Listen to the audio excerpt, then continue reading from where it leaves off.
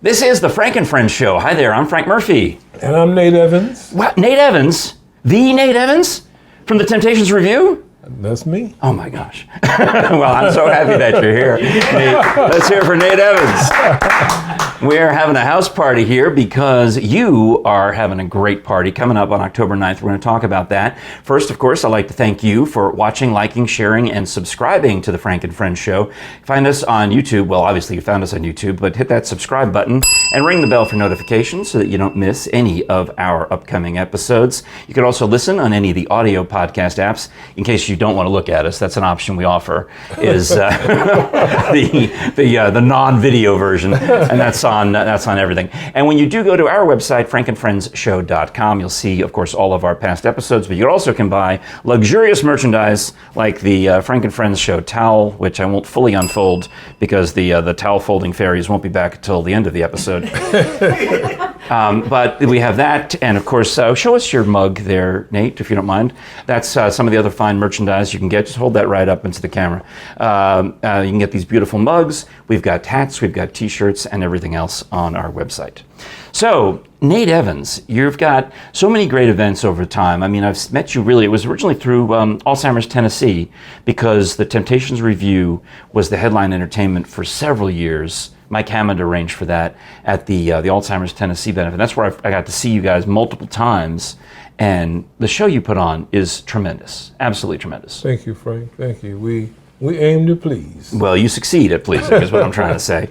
And now you've always worn multiple hats. You know, I mean, going back to, let's say, when you were in the Impressions, for example. A long time ago. Oh, but that was a great experience.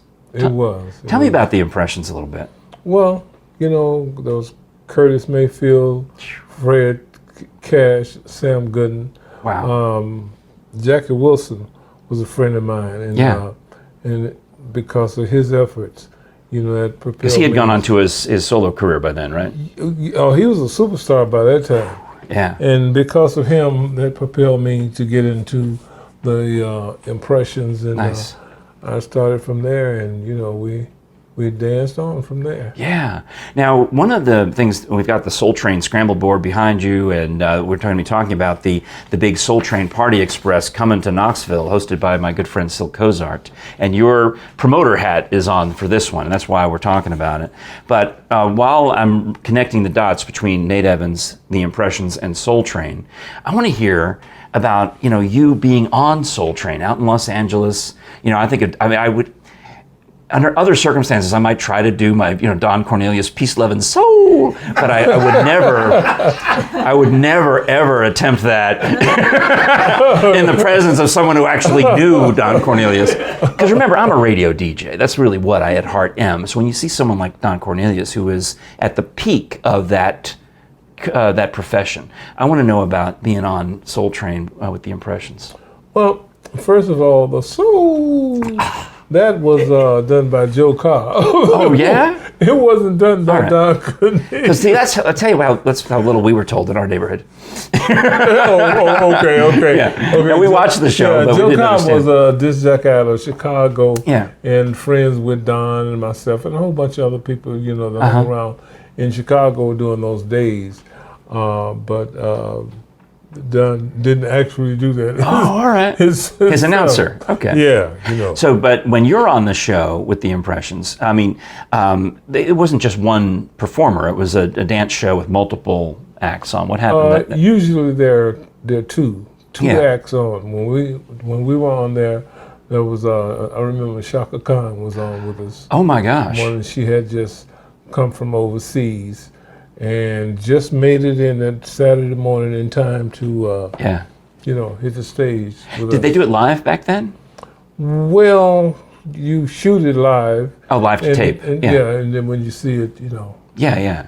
Well, I mean, that's the same way they do all of the, you know, Tonight Show and every other talk show. Yeah. Mm-hmm. Oh, that's very cool. So Shaka Khan, now, when at her stage, that stage in her career, was she singing still with Rufus, or was she a solo? She had, Shaka had left, she had left Rufus at the time. because I remember she had a song called Shaka Khan. Shaka Khan. Oh yeah, that's when I was just getting into radio when that was in heavy rotation. Oh yeah, we still play it on the station where I work now, Lake 104.9. That was a tough record. Shaka was a tough lady. Yeah. Oh wow, Chaka Khan, Chaka Khan. I really need to stop with the impressions. I think you're in the impressions. Here's what we've learned so far. We're only 5 minutes into the show. We've learned Nate was in the impressions. I'm bad at impressions. That's what we've determined up to this point in the program. In case you're just joining us, and if you're just joining us, rewind and start from the beginning. For goodness sakes, it's a YouTube show. It was another time for all of us. Cats like the Iceman, Jerry Butler, who was an impression also. Yeah. And just Chuck Jackson, just a lot of the old guys. Did you spend much time in L.A. or just go out there for gigs like this? I spent a lot of time in L.A., but usually I was in the South working because we had to get those chillin' circuits back in those days, And that meant that your band would perform around, well, the chitlin circuit is famous, but, explain that a little bit. The chitlin circuit is where you perform at, usually in the South. Right. Old... Specific nightclubs and hotels. You go in and play the Raggedy Inn and stuff, and when you got into town... Was it called the Raggedy Inn? I mean, it should have been, in fact, Morgan Freeman has one now. Yeah? Yeah, he has one now down in Clarksdale, Mississippi. Oh, wow. He has one of those old juke joints type places. It's quite famous, though. That's fantastic.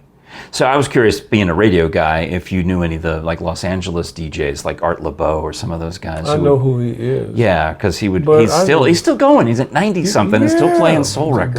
Definitely going. I like Tom Joyner and guys like Steve Harvey. Oh, Steve Harvey's great. Tom Joyner was the fly jock. He was famous for doing a show in Chicago to Dallas. Dallas and Chicago. Can you imagine that?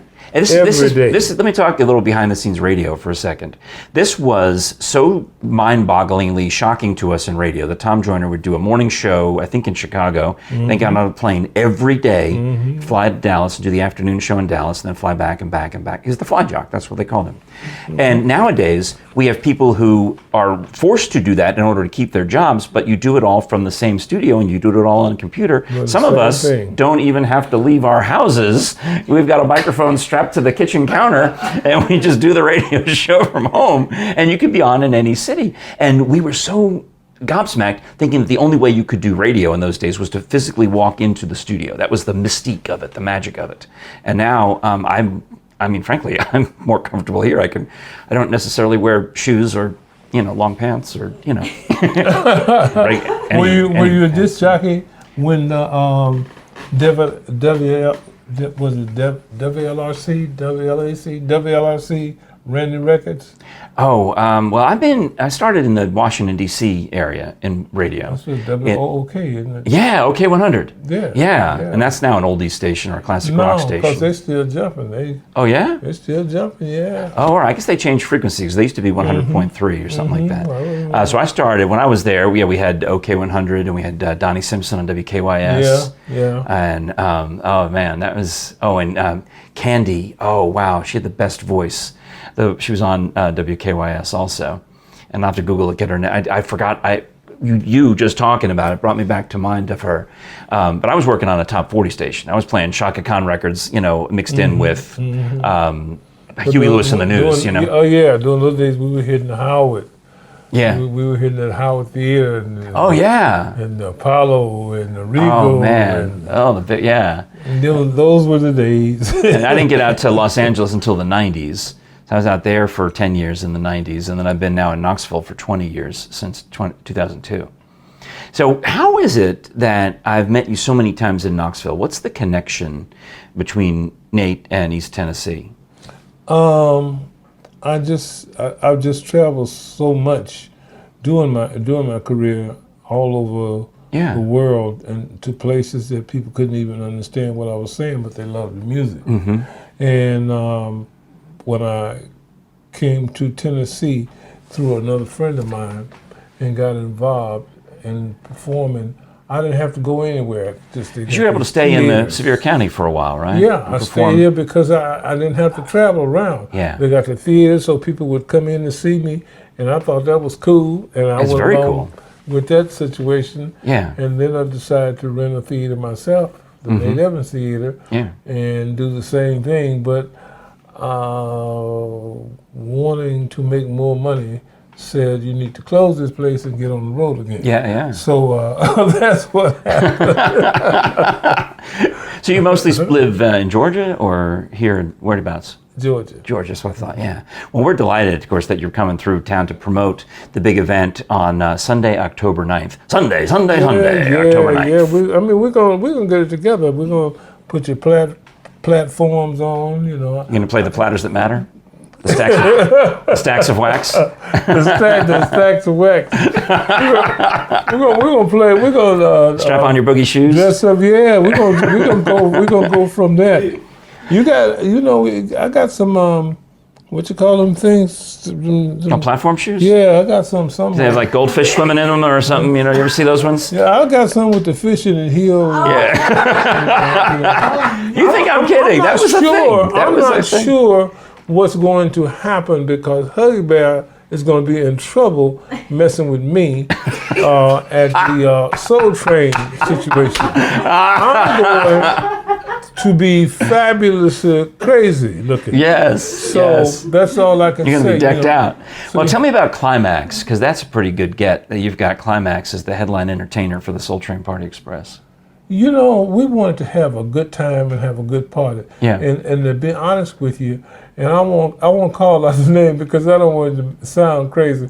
We had somebody else that was coming in, a rapper, and we said, "Oh man, we let this rapper come in, they're gonna come. The but crowd, yeah. We decided, since this was the first one, and some of us had other ideas on some things, we'd bring Climax in. We thought that would be a lot easier. I think it's a good call. And then we do it, because we didn't do it live on Soul Train, but this show will be live. Sometimes Don Knish did it live.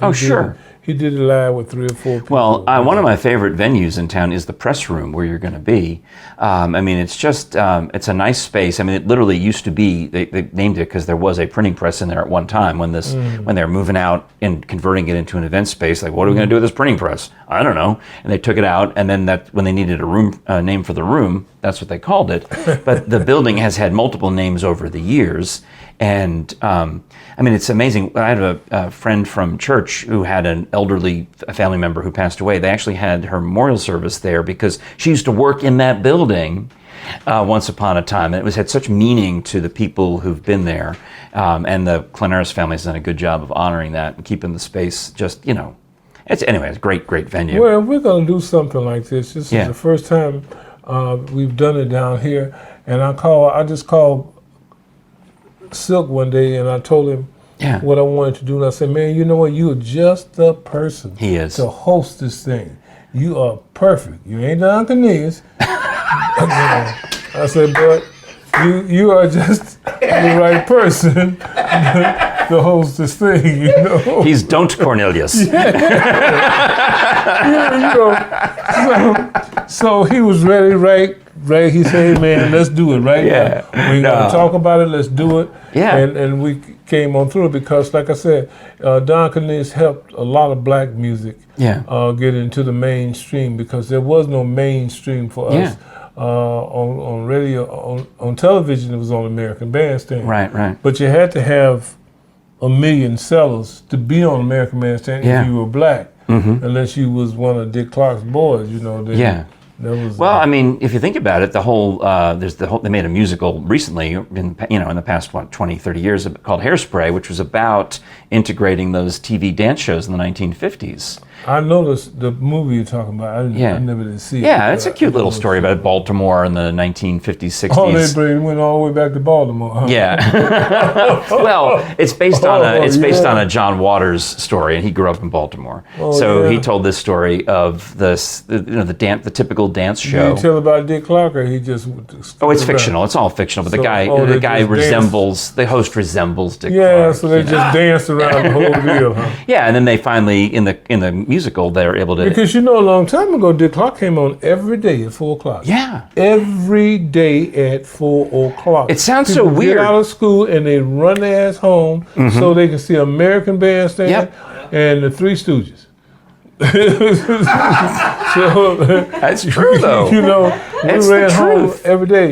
And But I mean, if you think about it, from a radio perspective, of course you do a show 5 days a week. And if it's like all these talk shows that are on now, this, that, and everything, The View and The Talk and the this and the that, they're on 5 days a week. And that's normal to us. So having a music show was just normal, because it wasn't always guests. Sometimes they would just play the records and have people dance, and they were just filming the hour, and it was a good programming for kids, it was targeted toward kids. I liked it. It was targeted toward kids. And then on Sundays we'd watch Wonderama, which was like another kids show that was not, they didn't have music on it. I think I watched something different, family. Yeah, probably. Family something.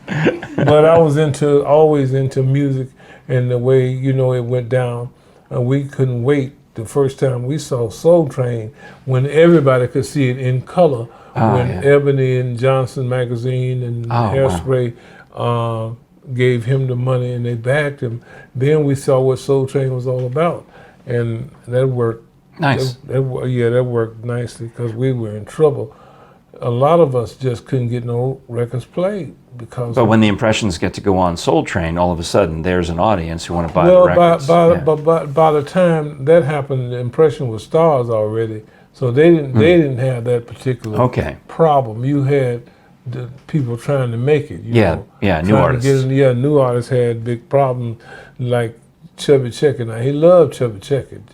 Dick Clark loved Chubby Checker, and Chubby Checker did a record called The Twist, which he still making money off today. Yeah. And Let's Twist Again and every other kind of twist. Let's Twist Again. Yeah. Like we did last summer. Yeah. And there's another one called, Oh, Did I Mention the Twist? Yeah. And here's the deal. The funny thing about this, the guy that made the twist was not Chubby Checker. The guy that made the twist was a guy by the name of Hank Ballard and the Midnighters. Hank Ballard and the Midnighters, these guys worked. Was he country or? He wasn't country because Hank Ballard and the Midnighters is the guy that James Brown looked up to. Oh. And he didn't look up to nobody because he was too crazy to look up to anybody. Google Hank Ballard. I don't know him. Oh no, Hank Ballard was a rock and roll man. He was over all of them. And he come out with the twist. Oh, here he is. It kind of looks. Come out with the twist. You see that? He's got a guy that looks like a cross between Little Richard and when his band crank up, it's a party.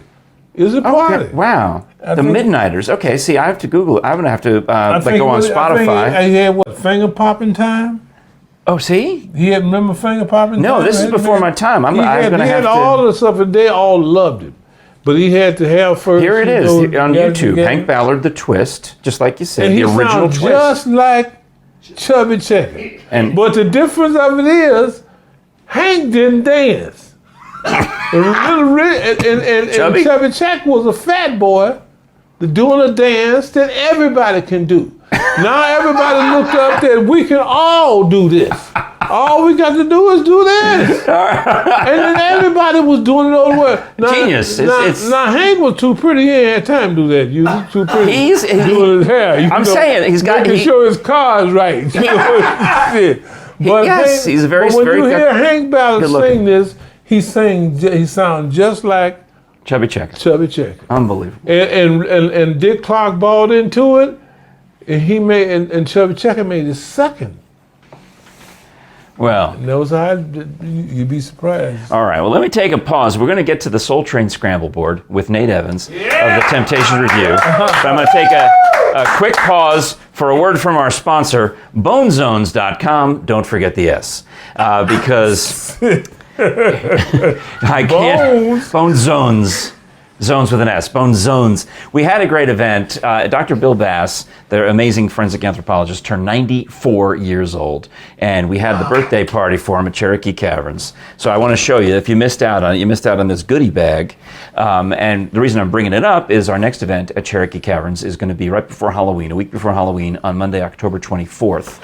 And so I did a This Is Your Life presentation where I was the host of it. And we had Dr. Bass sitting there, and we showed pictures, just like on This Is Your Life, of his wife and his kids and growing up and all these little childhood pictures. And then his career, we went through his career of how he, needed land to put dead bodies on. And then I thought it was funny. I actually took some pictures of dead bodies and I stuck them into the show as a surprise to the audience, because that's what they really want to see. I mean, that's why they're coming.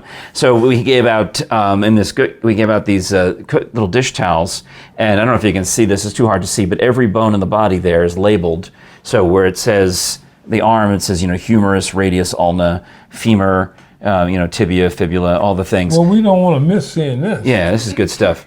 That's the dish towel we gave out. We had this is really fun. People didn't understand why I was wearing an apron, but I had to put on the Cooking with Dr. Bass apron, because one of the best stories about Dr. Bass is that he didn't have the proper equipment down at the University of Tennessee to boil the flesh off of the bones. So he took them home and he cooked them on the stove at his house, and it boiled over, and he had to buy his wife a new stove. So we put two stoves on the apron, because not only did that happen to him once, he did it again, and he ruined two stoves boiling over. One time it was a head, and he doesn't remember what was in the pot the other time. And then we also put a blender on there, because somebody gave him a finger. Somebody gave him a finger, and he had to do something to it, that he had to grind it up in the blender and make a mush. I don't know why, but he had for the scientific experiment, he had to grind up the finger. And he does it in his blender at home, and he's about to put it in the dishwasher, and his wife says, "What are you doing?" And he says, I'm finished with the blender. I'm gonna put it in the dishwasher." She says, "Go right ahead, but then you're gonna buy me a new dishwasher and a new blender." So he ended up throwing out the blender and got to get her one of those. But it was a fun time, as you can imagine. So you see on the back of the bag here, it says, Cherokee Caverns, and there's a picture of me and a picture of Sam Venable, because he was on the bill also, and we gave out copies of his book, How to Talk and Write Good, because this is a guide to the language of Southern Appalachia. So the point is, when you come, also we gave out these little Frankenfriend show cups also. So maybe you got one of those. I hope maybe you've been watching the show since I met you there at the cave, and you've been sipping from your cup and participating. Now, you, of course, can get anything you want from Bone Zones autographed by Dr. Bill Bass. He's got, the souvenir skulls, he's got the T-shirts, he's got the hats, and, of course, all of the great books that he's written, whether it's the Human Osteology textbook, which is literally a textbook, or the original Death's Acre about the origins of the body farm, Beyond the Body Farm, or the Jefferson Bass fiction series. You call up Susan at Bone Zones, or email her through bonezones.com, and place your order and get your personalized autographed stuff from the great Dr. Bill Bass. And that's appreciate the help, the support for the Frankenfriend Show from bonezones.com. Don't forget the S. Now, when I said, Nate, by the way, in the middle of the show, I got to do an ad for dead bodies, you're like, yeah, right. Nobody believed me. Nobody believed me. He needs Jesus. Because I was sitting here as I went on, and I kept looking. It's not a joke. No, I mean, I have all this. I didn't even bring out the rest of the stuff. Yeah, I got a whole bucket down here of other. See, I got the Dr. Bill Bass groupie hat. You see, it's got the skeleton on there. See, yeah. I got the books. Here's Death's Acre. Yeah, it's all real. If you say so. You say so. Yeah, no, he's a brilliant scientist. So now I promised we would get to the Soul Train Scramble Board, which is behind you. Now, explain to me how this works. So we've got a bunch of letters magnetic letters on the Soul Train Scramble. It says love, peace, and soul across the bottom, and it looks like the real deal. So how is this going to work when on October 9th, Soul Train Party Express at the Press Room in Knoxville? That's Sunday night. You're going to have Climax, you're going to have Silk Cozart, and I assume you're bringing you didn't just make up the scramble board for me, you must have made it for the event. Well, our coordinator, Jenny Stone, thought it would be a great idea to have the scramble board. Okay, so do we want to have you? So this is the original cousin of the board that you see Don Cornelius have on his show. This is the cousin to that scramble board. It's nice. Now, what is the significance of the letters? We have to unscramble them to make a song, a person, a place, a thing? Well, the significance, you got to spell somebody's name up here. Okay. All right. And this, all right, Jane's indicating to me that this would be the first guest on Soul Train, is who we have to figure out. All right, so that's our clue. First guest on Soul Train. All right, so let's see. Well, I'm looking for letters that go together. TH goes together. GH goes together. Let's see. How about, is there a K on there? I don't see a K on there. Who's here early for the next episode is the famous Silk Cozart is in the house. Silk, why don't you come over and help us unscramble the Soul Train board? Now, you're barely in the shot. You kind of have to... You'd never ask. All right. All right, so let's see. I think I'm worried that I'm missing a letter because I don't see a K on there. Is there a K? No. I don't see a K. All right, then we're missing a letter, but it's okay. Is there a K around? Let's start with... we were thinking about doing something different because we always have a letter missing on the new show. That way, it's like harder. It's like Wheel of Fortune. All right. If you can guess that, you get $10 extra. Let me see. I have nothing to say. Let's see. Let's start to unscramble the board. See if you can figure out who it is. You want me to do it? Yeah. Okay. Let's see. We'll start with GL. That's gold. You're spelling gold. No, you're glad. Oh, you're happy. You're happy if you know it. So you got GL. I see GLAD across the top. All right. Let's see. Gladys Knight. Yeah, except we're missing the K. It's Gladys Knight minus the K. This is she's related. Well, no, it's still Gladys Knight. That's right. It's still Gladys Knight. That's why I said night. He's right. Still Gladys Knight all day long. Okay, what am I going to do? Well, without the K, she's just Gladys of the evening.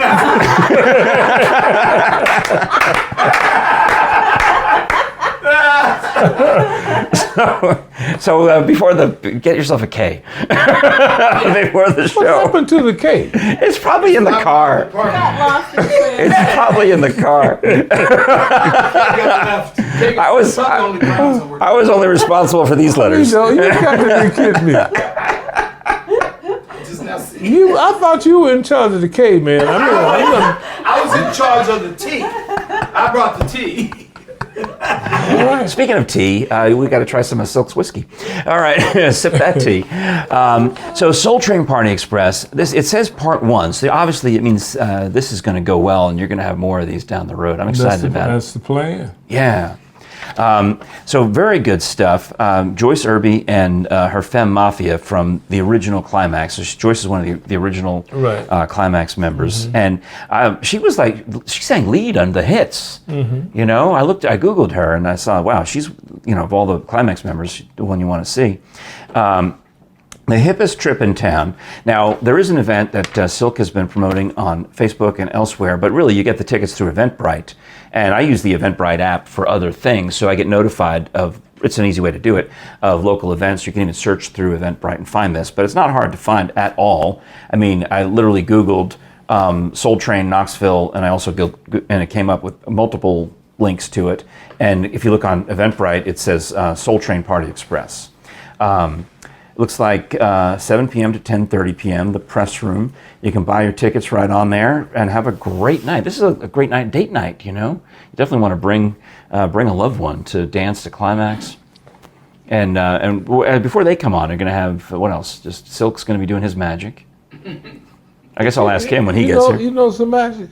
Well, I mean, you know. I know magic. He's a good ball player. He's a good ball player.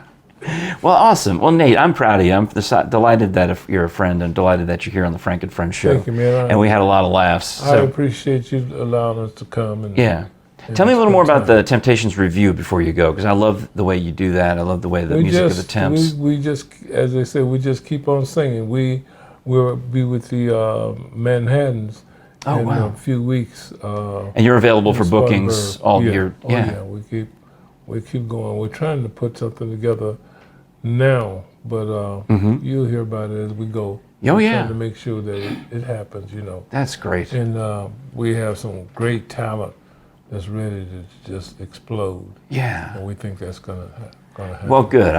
We're all fans. You know, you make us all feel. It's music that makes us feel good, is what it is. You know, and that's why I especially liked the connection with Alzheimer's, because that is when you guys performed with Alzheimer's Tennessee. That's something that Alzheimer's patients, it eases their mind. It literally eases their mind. They hear music and something happens. It's a magical thing that music can do, you know, and just the way you guys are able to make it sound like it's 1960 again. That's what we want to do. We want to go back in the days when your hand wasn't hurting and your hair wasn't gray.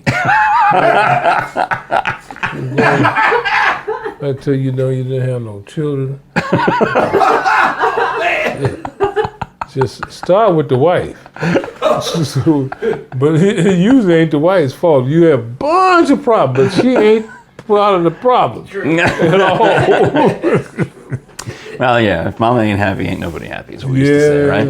All right. Well, I appreciate you, Nate. I'll wrap up by reminding you that you can go to frankandfriendsshow.com/store, and this is the time where we'll unfurl the towel. We unfurl the towel at the end of the episode, because then the towel folding fairies will be here before our next show, and they'll refold them just so perfectly. Look at the quality of the merchandise. I mean, the ink goes all the way down to the bottom. It looks like a Mountain Dew can. Yeah, this is it does. Really, look at that. This is the way you do this. Oh, you wrap it around like it's James Brown, like a cape? Yeah,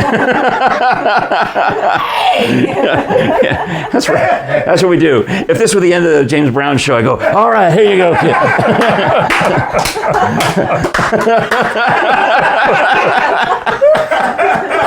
Ow! I feel good.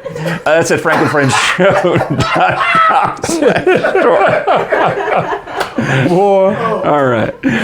We do appreciate your watching, liking, sharing, subscribing, especially on YouTube. Help us get to 1,000 subscribers by Christmas. That's the goal. Ring the bell for notifications so that you don't miss any of our episodes, because our next special guest star will be the one and only Silk Cozart, sitting in the hot seat. So you're not going to want to miss that. Thank you very much, Nate Evans. Yeah! God bless you. God bless you. Temptations Revue, Soul Train Party Express, October 9th, press room. Get your tickets on Eventbrite before it is too late. All right. I'm Frank Murphy. Nate Evans. And we'll talk to you again next time.